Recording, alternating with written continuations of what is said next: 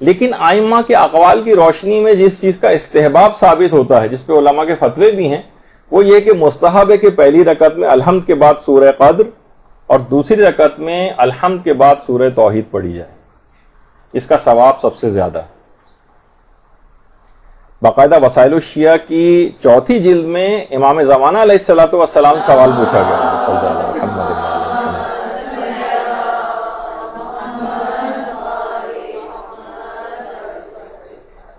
باقاعدہ سوال پوچھا گیا کسی نے کہ مولا میری جان آپ پر قربان، نماز کی پہلی اور دوسری رکعت میں کیا پڑھوں؟ تو امام نے فرمایا کہ نماز کی پہلی رکعت میں الحمد کے بعد سورہ قدر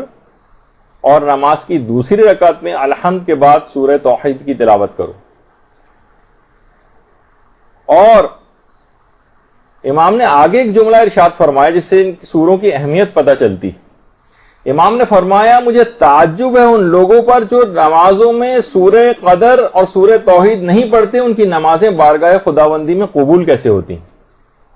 کتنا اہم ترین، دیکھیں ہم لوگ پڑھتے تو ہیں لیکن اندازہ نہیں ہے کہ اس کا فائدہ اور ثواب کیا ہے۔ اچھا، ایک اور روایت میں بھی جو اصول کافی کی 3 جلد کی روایت ہے کہ پیغمبر اسلام پہلی رکعت میں اللہم صلی علی محمد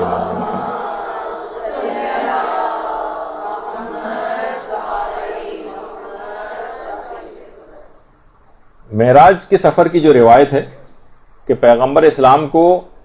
باقاعدہ سفر معراج میں جو پیغمبر نے نمازیں پڑھی تھیں اس میں سورہ قدر اور سورہ توحید کی قرات کرنے کا حکم دیا گیا تھا کہ پیغمبر اسلام جب پہلی رکعت میں وہاں پر نماز سفر معراج میں نماز کے لیے کھڑے ہوئے تو پروردگار کی طرف سے باقاعدہ حکم آیا کہ اے رسول سورہ الحمد کے بعد پہلی رکعت میں سورہ توحید پڑھو۔ اچھا دیکھیں ذرا الٹا حکم، ہمیں جو استحباب کا حکم ہے اس کی وجہ اور بیان ہوئی، لیکن پیغمبر کو پہلی رکعت میں حکم یہ ہوا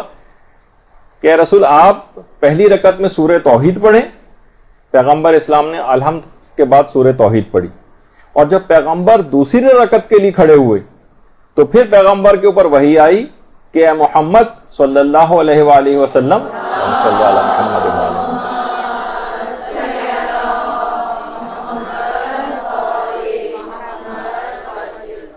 دوسری رکعت میں الحمد کے بعد سورہ قدر کی تلاوت کرو۔ اور پھر رسول نے دوسری رکعت میں سورہ قدر کی تلاوت کی، پھر کہا کہ یہ سورہ روز قیامت تک آپ کی اور آپ کے اہل بیت سے منسوب ہے، اور یہ آپ کی اور آپ کے اہل بیت کا پہچان نامہ ہے جس میں آپ کا شجرہ موجود ہے۔ اصول کافی کی باقاعدہ نے جو سورہ قدر ہے اتنا اہم ترین سورہ ہے۔ اچھا، ہمیں اس کے البتہ استحباب کا حکم تقریباً اس کے برخلاف ملا ہے۔ علماء فرماتے ہیں کہ اس کی وجہ یہ ہے، ہمیں جو ہے حکم یہ کہ پہلی رکعت میں سورہ الحمد کے بعد سورہ قدر پڑھیں اور دوسری رکعت میں الحمد کے بعد سورہ توحید پڑھیں۔ فرماتے ہیں کہ پیغمبر اسلام کی ذات اقدس اس قدر قریب ہو گئی تھی سفر معراج میں پروردگار عالم سے، فکان قاب قوسین او ادنی، 2 کمانوں اور اس سے بھی کم کا فاصلہ رہ گیا تھا۔ ظاہر ہے کہ جسمانی فاصلہ نہیں تھا، یعنی قرب کی ایسی منزل پہ پہنچ گئے تھے کہ گویا خالق و مخلوق کے درمیان انتہائی کم فاصلہ تھا۔ تو حکم ہوا کہ اس موقع پر سورہ توحید کو پڑھو، کہ کہا کہ اے رسول سورہ توحید میں میری نسبت کا ذکر ہے، اور دوسری رکعت میں سورہ قدر پڑھو جو تمہارے اہل بیت سے خاص نسبت رکھتی ہے، یعنی پہلی رکعت میں پروردگار عالم سے نسبت اور دوسری رکعت میں تمہاری اور تمہارے اہل بیت سے نسبت۔ اس میں تمہارے اہل بیت کا شجرہ نامہ ذکر ہوا ہے، یعنی اس خاص موقع پر پیغمبر اسلام کو یہ حکم تھا۔ ہمارے لیے البتہ وہی حکم ہے جو اس سے پہلے میں نے ذکر کیا۔ تو کیونکہ سورہ قدر کی جب تلاوت کی جاتی تو گویا ہم ان ہستیاں جو اہل بیت سے وابستہ، جو اہل بیت کے اندر شامل ہیں، ان کا واسطہ اور توسل دے کر ہم پروردگار کی بارگاہ میں جاتے ہیں، اور تاکہ ان کے واسطے اور توسل سے ہماری نمازیں قبول ہو جائیں۔ تو دوسری رکعت میں یا پہلی رکعت میں اگر آپ سورہ قدر کو پڑھ رہی ہیں تو گویا آپ ان معصوم ہستیوں کا واسطہ اور توسل اور صدقے کے ذریعے اپنی نمازوں کو قبول کروانا چاہتی ہیں. جس طریقے سے درود کے ذریعے قبول ہوتی ہیں عبادات، اسی طریقے سے سورہ قدر کے ذریعے بھی عبادات کو قبول کروایا جاتا ہے. درود بھیجیے محمد والے.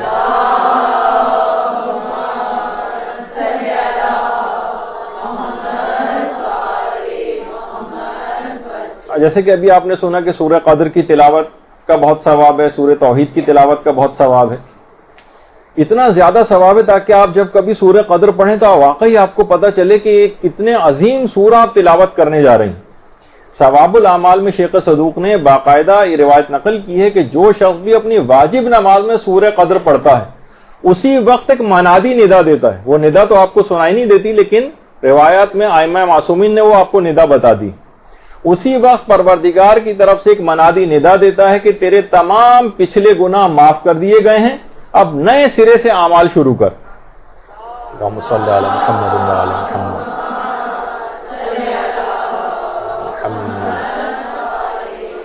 تو سورہ قدر کو پڑھنے سے تمام جیسے ہی آپ سورہ قدر کا اختتام ہوگا آپ کے تمام پچھلے گناہ معاف کر دیے جائیں گے. اتنا اہم ترین سورہ ہے، اور صرف فقط نمازی کی حد تک نہیں ہے بلکہ اس سے کہ اتنے فائدے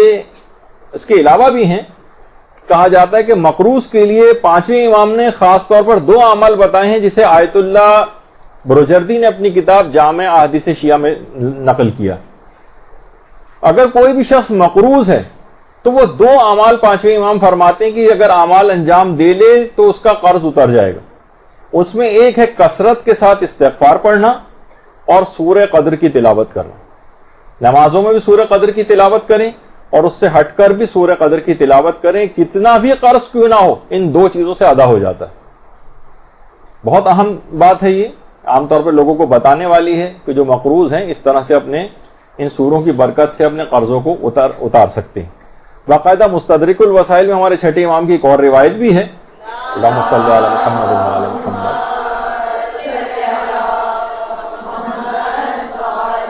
اور وہ ہر شخص ہر وقت کر سکتا ہے.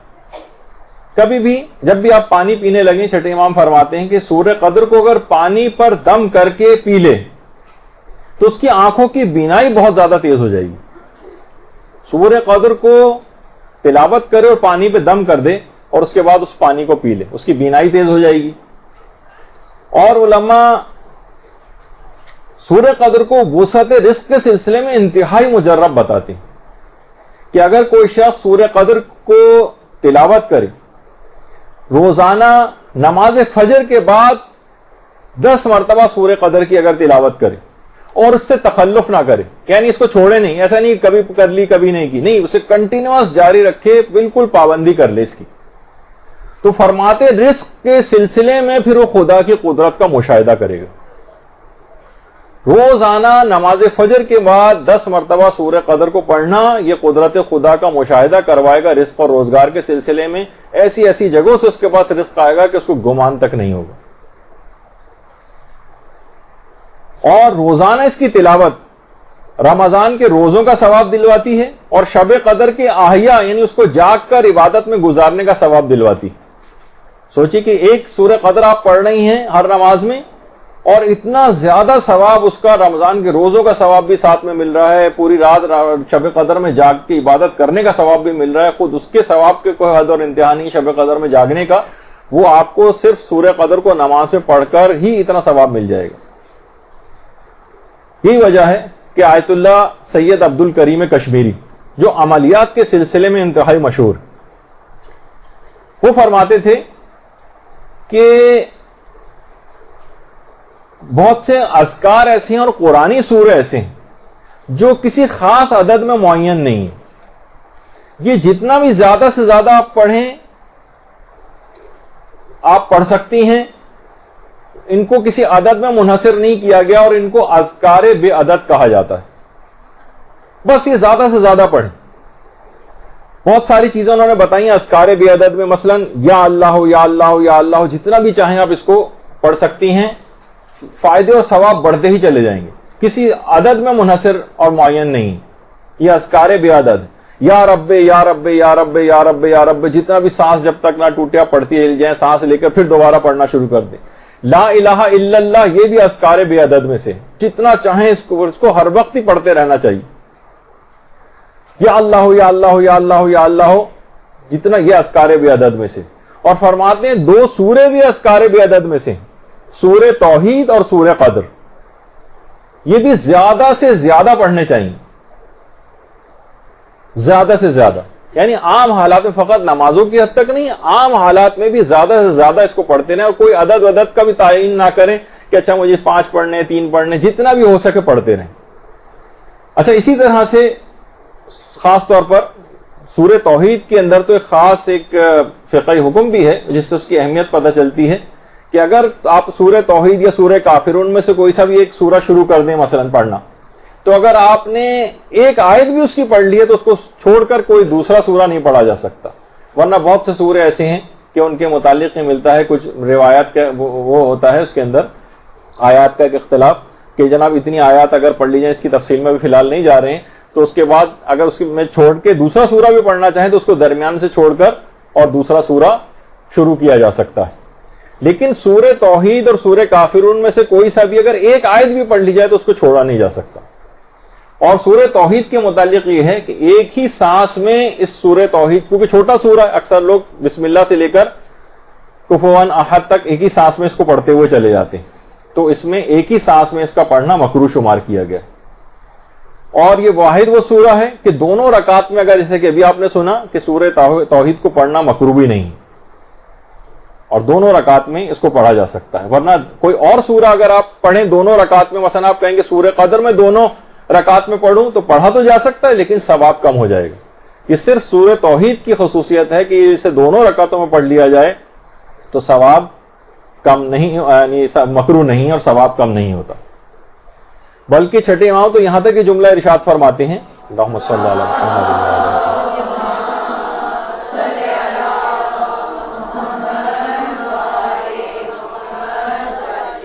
کہ شب و روز کی اگر انسان نمازیں پڑھے اور پنجگانہ نمازوں میں کسی ایک میں بھی سورہ توحید نہ پڑھے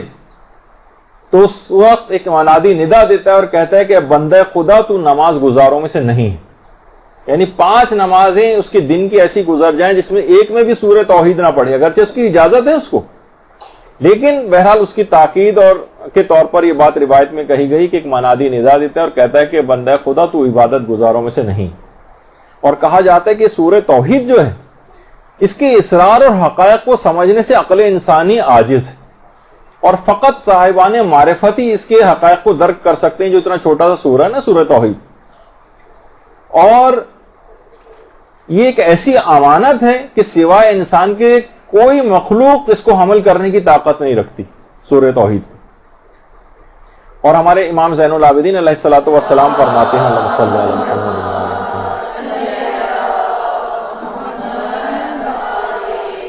کہ پروردگار کو یہ بات معلوم تھی کہ ایک ایسی قوم جس کی نظریں بہت دقیق ہوں گی، وہ ایک قوم آنے والی، ان کی وجہ سے سورہ توحید کو اور سورہ حدید کی چند آیات کو وَعَلِمٌ بِذَاتِ الصُّدُورِ تک نازل کیا. یعنی آخری زمانہ جو کہ انتہائی علوم کے اندر کافی زیادہ مہارت رکھ لے گا، بہت دقیق اس کی نگاہیں ہوں گی، ان کے لیے خاص طور پر سورہ توحید کے اندر ایسے حقائق اور اسرار موجود ہیں، جتنا دقت نظری کرتے جائیں گے اسرار کھلتے چلے جائیں گے. ان کے لیے سورہ توحید کو اور سورہ حدید کی آخری آیت کو وَعَلِمٌ بِذَاتِ الصُّدُورِ تک پروردگار نے نازل کیا. اور پیغمبر یہ بھی فرماتے ہیں کہ اگر کوئی شخص ہر نماز کے بعد، ایک تو نماز کے دوران پڑھنا ہے، ہر نماز کے بعد بھی اگر کوئی شخص سورہ توحید پڑھے قُلْ هُوَ اللَّهُ أَحَدٌ، تو فرمایا کہ خدا اس کے لیے دنیا اور آخرت کی بھلائی کو لکھ دیتا ہے، اور اس کے ماں باپ کو اور اس کی اولادوں کو بھی بخش دیتا ہے.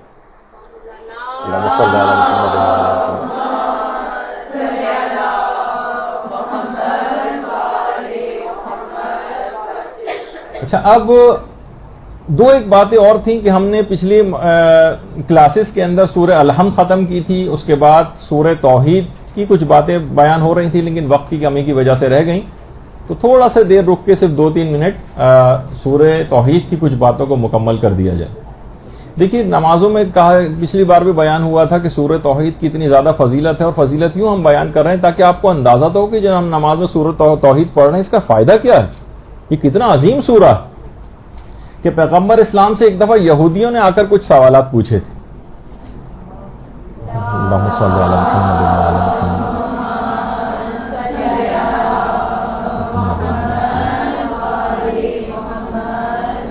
تو دیکھیے پیغمبر اسلام ایک لفظ بھی خود سے نہیں کہتے تھے. پیغمبر نے 3 دن تک انتظار کیا، اور اس دوران اس 3 دن کے انتظار کے بعد پھر پروردگار عالم نے سورہ توحید کو نازل کیا. اور اس سے بھی دیکھیے ایک پیغام یہ نکلا کہ شرعی اور دینی باتیں جو ہیں جان بوجھ کر یا من گھڑت طور پر بیان نہیں کر دینی چاہیے جب تک کہ مکمل اس سلسلے میں جو ہے وہ تحقیق نہ ہو جائے. تو پیغمبر نے ان یہودیوں کے سوال کے جواب دینے میں بھی 3 دن تک انتظار کیا، یہاں تک کہ سورہ توحید کو پروردگار نے نازل کیا. اور وہ جو چھٹے امام کی روایت بھی ہے کہ جب پیغمبر کے ایک صحابی سعد ابن معاذ ان کا جنازہ پیغمبر نے پڑھا تھا تو جبریل 70,000 فرشتوں کے ساتھ ان کی جنازے میں شرکت کے لیے آئے تھے. تو پیغمبر نے جبریل سے پوچھا تھا، یہ جبریل یہ بتاؤ کہ کیا وجہ ہے کہ تم نے اتنی زیادہ بڑی تعداد میں فرشتوں کے ساتھ اس کی نماز جنازہ میں شرکت کی؟ کہا کہ یا رسول اللہ، معاذ ہر حال میں چلتے پھرتے اٹھتے بیٹھتے سواری یا پیدل سورہ توحید کی تلاوت کیا کرتے تھے. درود بھیجیے محمد صلی اللہ علیہ وسلم.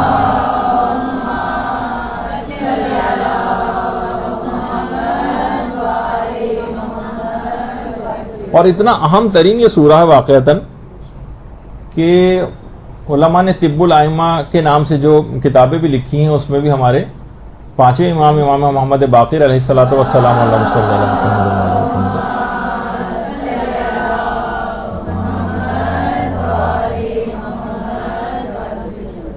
وہ فرماتے ہیں کہ جیسے دانت کا درد اگر کسی کو ہو، یعنی ایک تو دیکھیے نماز کے اندر بھی جو آپ پڑھ رہی ہیں اور عام زندگی میں بھی سورہ توحید، دانت کا اگر کسی کو شدید درد ہے تو درد کی جگہ پر ہاتھ رکھ کر اگر کوئی شخص امام فرماتے ہیں ایک دفعہ سورہ الحمد، ایک دفعہ سورہ اخلاص اور سورہ نمل کی آیت نمبر 88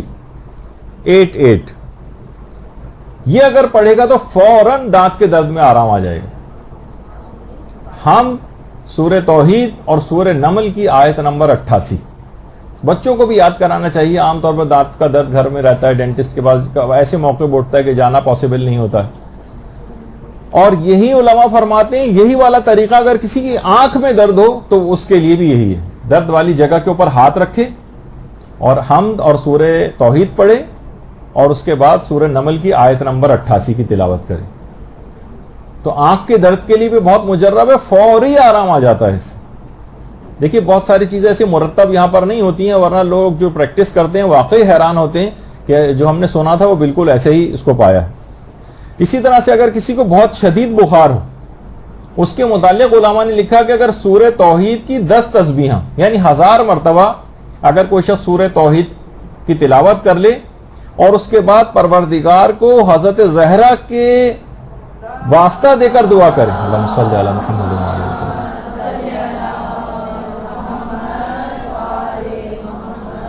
یعنی شدید اور تیز اگر بخار ہو اور 1000 مرتبہ سورہ اخلاص پڑھ کر، اور بہت سارے مل کر بھی لوگ اس کام کو انجام دے سکتے ہیں، اس کے لواحقین میں سے ایک تسبیح میں پڑھوں گا، ایک تسبیح اس طرح 10 افراد، اور اس کے بعد پروردگار کو حضرت زہرا کے حق کی قسم دے کر، اس کے اندر علماء نے لکھا ہے، یا ان کا واسطہ دے کر اگر دعا کرے تو لازمی اسی وقت بخار اتر جائے گا. اور اسی طرح سے سورہ اخلاص کے لیے کہ سفر پہ اگر کوئی شخص جا رہا ہے تو 11 مرتبہ اگر اس کو پڑھ کر نکلے تو مکمل امنیت کے ساتھ سفر گزرے گا. آیت اللہ عبد الکریم کشمیری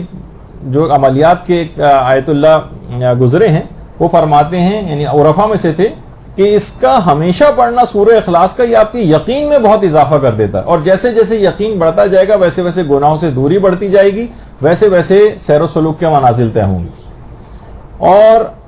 ہمارے 5ویں امام یہ بات بیان فرماتے ہیں، اللہم صلی علی محمد و علی محمد،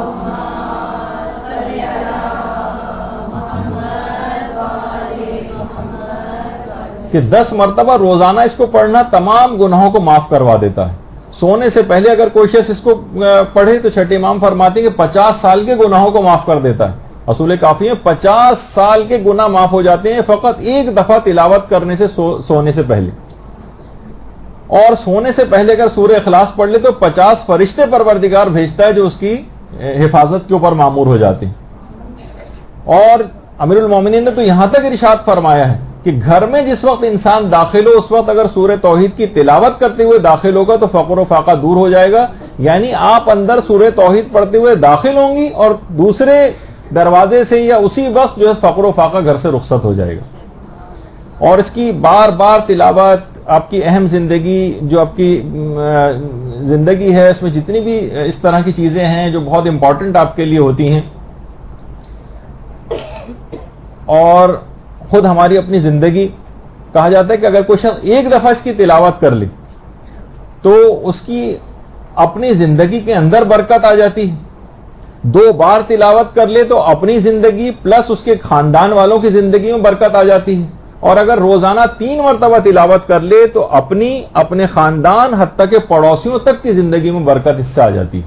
سورہ توحید کو پڑھنے سے. اللہم صلی علی محمد.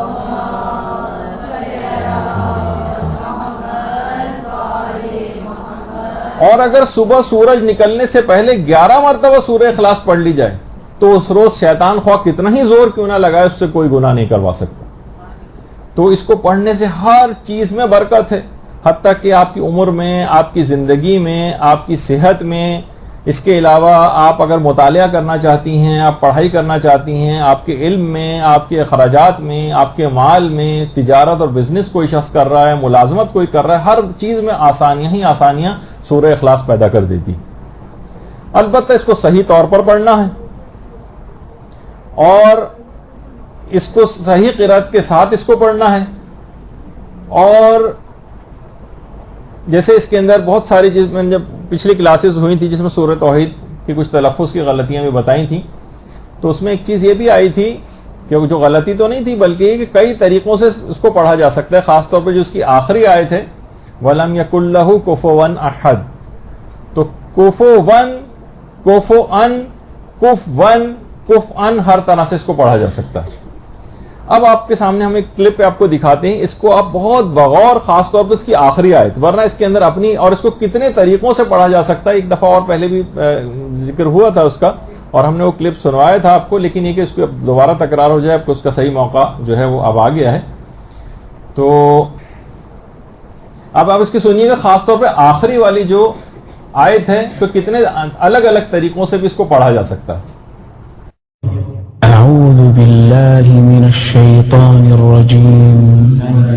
بسم الله الرحمن الرحيم قل هو الله أحد الله الصمد لم يلد ولم يولد ولم يكن له كفوا أحد بسم الله الرحمن الرحيم قل هو الله أحد الله الصمد لم يلد ولم يولد ولم يكن له كفوا أحد بسم الله الرحمن الرحيم قل هو الله أحد الله الصمد لم يلد ولم يولد ولم يكن له كفوا أحد بسم الله الرحمن الرحيم قل هو الله أحد الله الصمد لم يلد ولم يولد ولم يكن له كفوا أحد بسم الله الرحمن الرحيم قل هو الله أحد الله الصمد لم يلد ولم يولد ولم يكن له كفوا أحد بسم الله الرحمن الرحيم قل هو الله أحد الله الصمد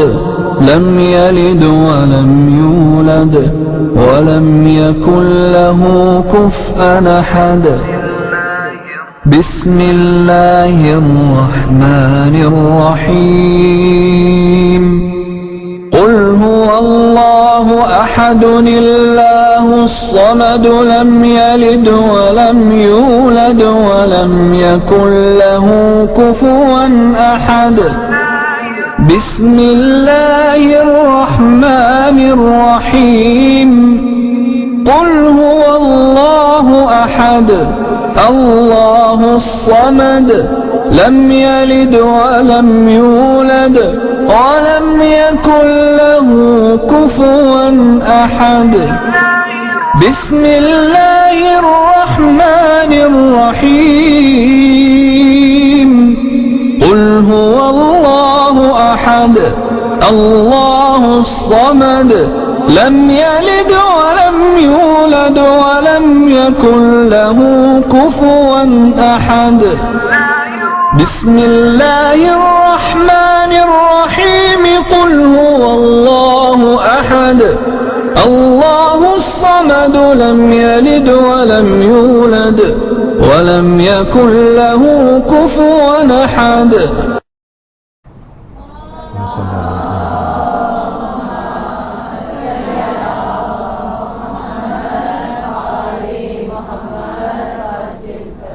تو آپ نے دیکھا کہ ابھی تو آپ نے بہت کیونکہ تیز رفتاری سے گیا یہ معاملہ، لیکن اگر آپ اس کو سنیں تو کئی طریقوں سے اس کو پڑھ سکتے ہیں، اور علماء بھی اس کو اسی انداز سے پڑھتے رہے ہیں۔ اب آپ کو ایک کلپ اور بھی دکھاتے ہیں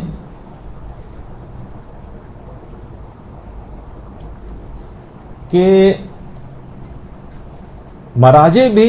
کوفو ون کو کف ان بھی پڑھتے ہیں۔ تو اپنی ایسا نہیں کہ صرف ایک تھیوریٹیکل ایک مسئلہ بتایا گیا ہے، لیکن عام زندگی میں بھی ایسا ہوتا ہے۔ بسم اللہ الرحمن الرحیم قل هو اللہ احد اللہ الصمد لم یلد ولم یولد ولم یکن له کفوا احد بسم اللہ الرحمن الرحیم قل هو الله أحد الله الصمد لم يلد ولم يولد ولم يكن له كفوا أحد